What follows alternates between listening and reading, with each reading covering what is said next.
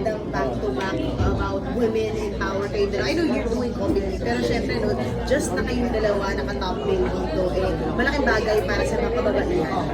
Hindi naman talaga, dapat talaga magsuportahan tayo. Suportahan mapa-artista, mapa-hindi, or pinaka-importante nito suportahan tayo. Lalo ngayon sa industriya, ang pinagdadaanan ng industriya natin, hindi masyado magandahan. So kailangan talaga tayo mga artista magtulungan na. Sa mga tayo na magtulungan na tayo. Mama Pog, paano ka sinuportahan din ni Uge sa iyong mga sa career, sa mga pagpapalaki kay Malia? Ay, nandyan yan lagi. Lagi yan nandyan yan. Parang kasi bukas na career niya. Sa lahat ng gustong makinig. Hindi kasi anytime, mapatrabaho man yan, involved sa trabaho o hindi personal, andyan siya lang. But thankful din naman ako na yung mga advice ko, tinatanggap mo. Oo naman. So, you always take it upon yourself na parang, teka nga, kumustahin ko nga to? Yung mga ganun moment. Ganyan yan. Sis, ano na naman to?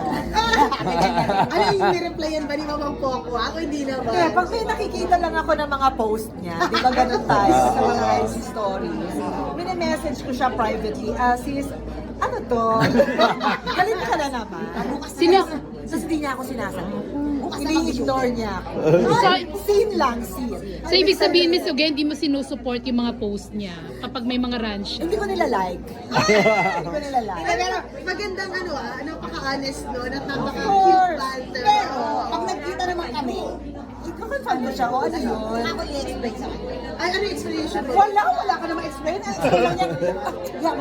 Ganun lang. Kasi nga sis, ganito din. Hayaan mo na. Alam mo ba?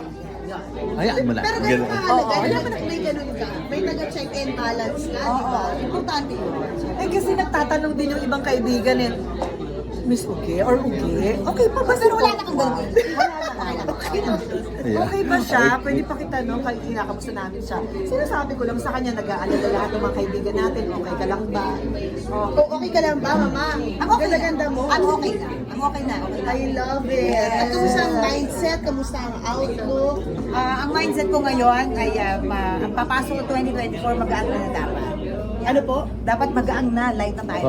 I love Ready ka na it. bang magmahal ulit? 2024?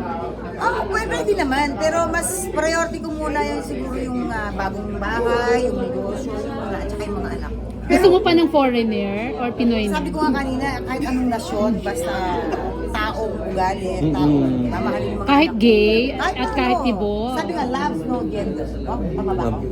English na. So, Uge, paano yun? Busy ka dito sa promo. Paano si Danilo sa Italia? Ay, hindi kasama ko si Danilo sa Pilipinas. And he's very excited. He's actually more excited than me every time I have a movie. Yeah. Oo, so Kasi he's a fan. So, anong gagawin nyo ngayong Christmas? Ma-experience siya yung Filipino Christmas. Tuwan-tuwa siya sa Pasko nating ang aga magsimula, ang tagal matapos. Nakatawang-tawa siya na lagi tayong may snow, yung perfect snow. Tuwan-tuwa siya doon na gusto nating magka-snow. Tsaka mag-jacket, mag-boots, kahit mainit. Tuwan-tuwa siya doon. So this Christmas, for sure, kasama siya sa cinema tour. We have a cinema tour on December 25. Oo, at magluluto ka ba ng traditional Filipino food sa Christmas? Actually, si Danilo yung naka-assign lagi magluto. Ay, Disney princess ka pala, Miss Uge. Hindi naman, parang mas masarap siya magluto ng pasta. Ay, Italiano. Ganyan. Ikaw po, Si Mama Pox, masarap sa sa Christmas. Traditional na lagi naman akong in charge sa kusina. Oo. Ako na naman yun. Ngayon, kasi sa mga bata, yung gusto nila, ngayon pa lang hinahanap nila.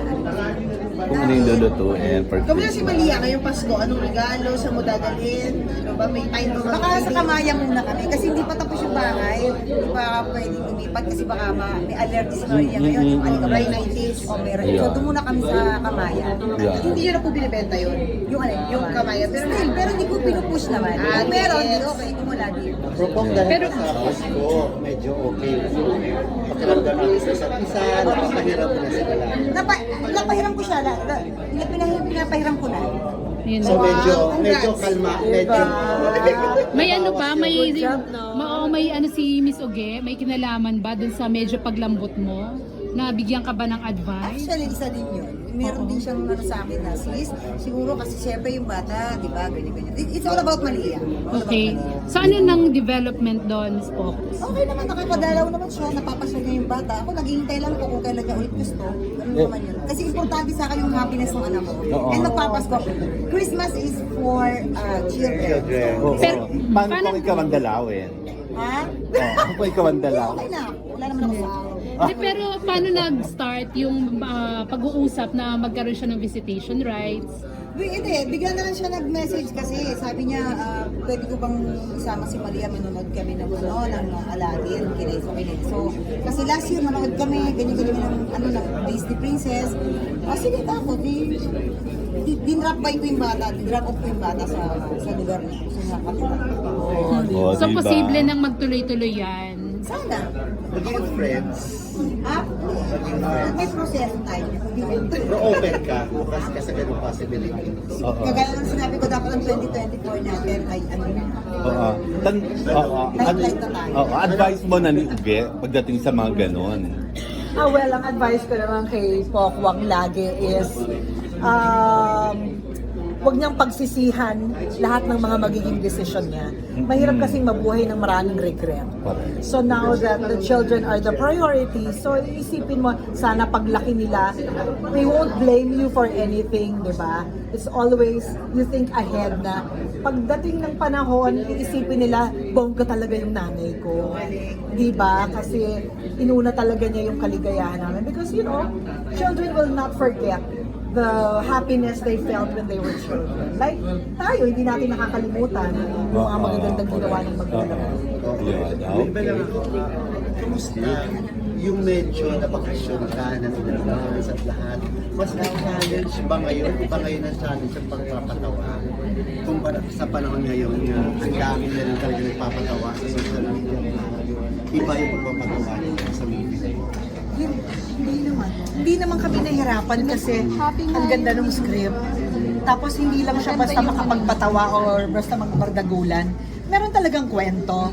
Tapos nagkataon lang na mas nanaig yung mga punch, nanaig yung light lang. Na suportado ng aming direktor. Yung aming So, mga punchlines. more than anything, hindi lang naman talaga kami nagpapatawa. We are also telling a story. I think mas may essence, mas may substance yung pagpapatawa pag may kwento. So mas maraming spur of the moment punches. Yung mga random, yes, medyo organic na lumalabas dito kay Pokwang. May advantage ba? Ay, sorry. Mas challenging ba sa'yo ngayon to? Dahil parang masasabing, pagbabalik mo, at mapaano din yung lakas mo sa takilya, mas may challenge ba sa'yo or mas may pressure? Laging challenging, lalo na ngayon, tama ka, mas challenging kasi bukod sa gagalingan mo yung paggawa ng pelikula, gagalingan mo rin yung pag-promote. People should know, the word should spread that there is a movie worth going to the theater to see. Alam mo yon, dati kasi automatic ang pelikula talagang unang entertainment ng pamilyang Pilipino. Ngayon ang daming choices eh. So aside from doing your best as an actress, do your best also as a, promoting your film. Hindi lang galing. Kasi ang galing nandiyan na yan eh. Dapat may sipag na rin. Kasi aanin mo yung galing mo kung tatamad-tamad ka na. May naiba ba sa proseso nyo bilang komedyante ngayon? Lalo na may social media. Oo, may mga- Opo. Yung, may mga di ba, yung sa pag, nakakawang oo, sa pagbitaw Nag-level nyo up ng ba kayo? linya.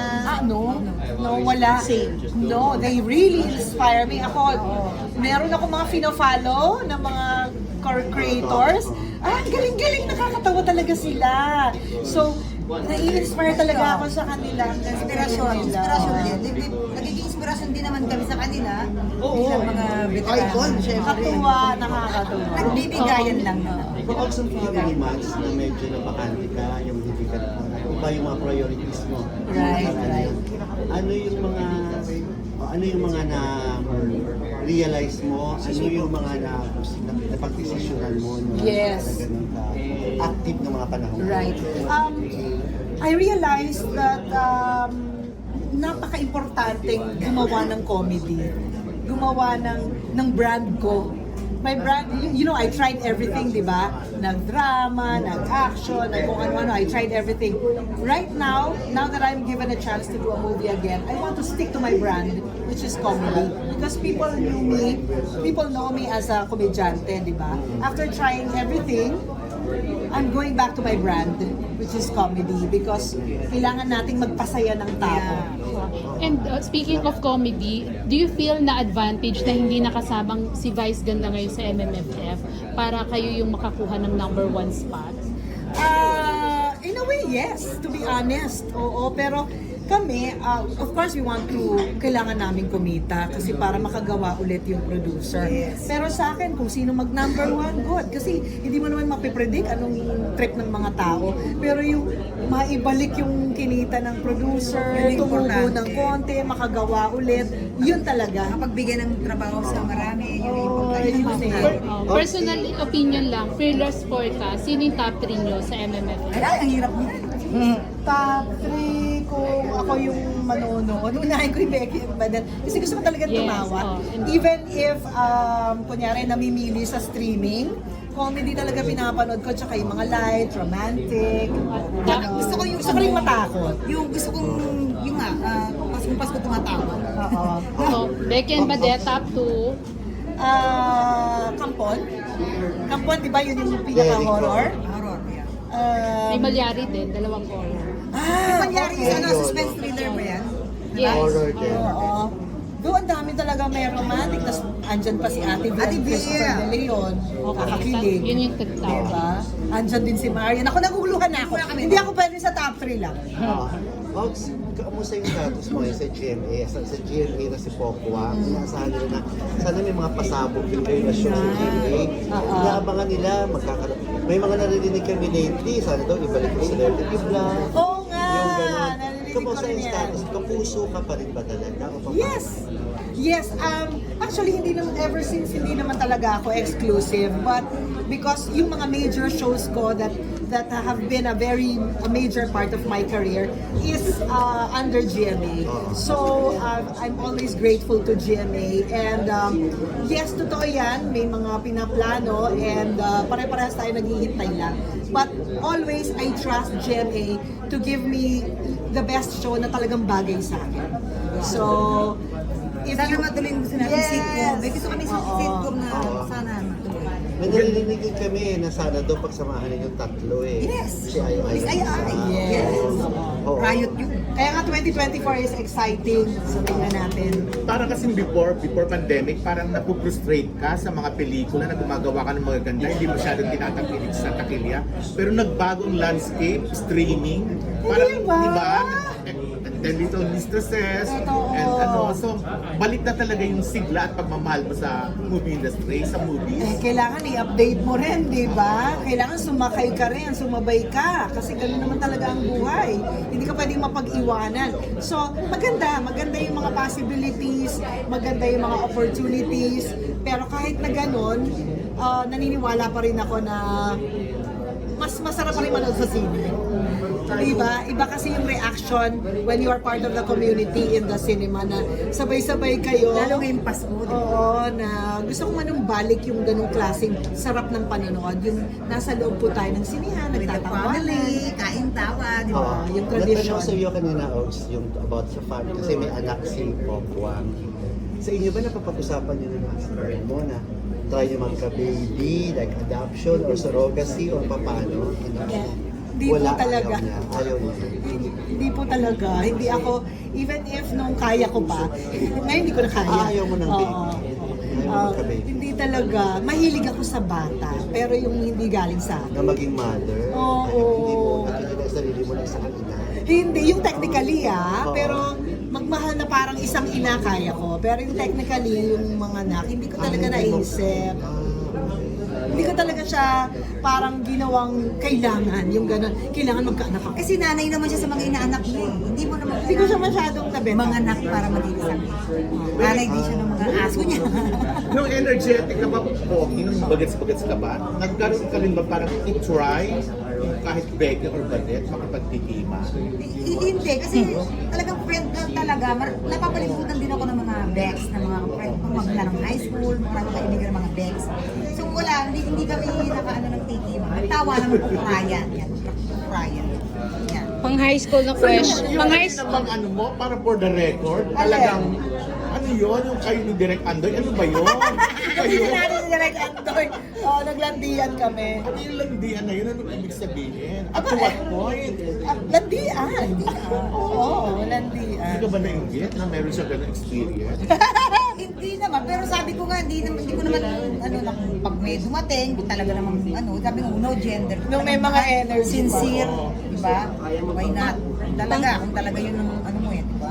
Pang high school na question. Di ba nagsaselo si Kay sa closeness nyo ngayon? Ay, iba. Iba naman yung kay Kay, iba naman yung kay Ugi na friendship namin. Pero, si Kay nagbabalak din yung magpapa-black screen. Ah, galing. Hindi, ganun yung support ng mga, napakaswerte ko nga sa mga ninang na Actually, oh. sobrang, Doon ka bawi. all Uy, in bawi. off cam. Sabi niya, sige, papag-black screen. Yay! Thank you. Thank you. Ganun kasi. Thank you. Thank you. Paul- What's your reaction po na meron na pong part 2 ang Becky and Yun na nga. Parto na agad. Diba? Hindi na pinapalabas si part 2 niya. Kaya nga eh. Totoo ba? Hindi, nakakatuwa. Kasi ganun masaya yung pelikula. Kaya, Nakakatuwa na nanggaling sa kanila yung desisyon. Ganun kasaya kasi. Hindi ba parang nagmakaawa kami part 2.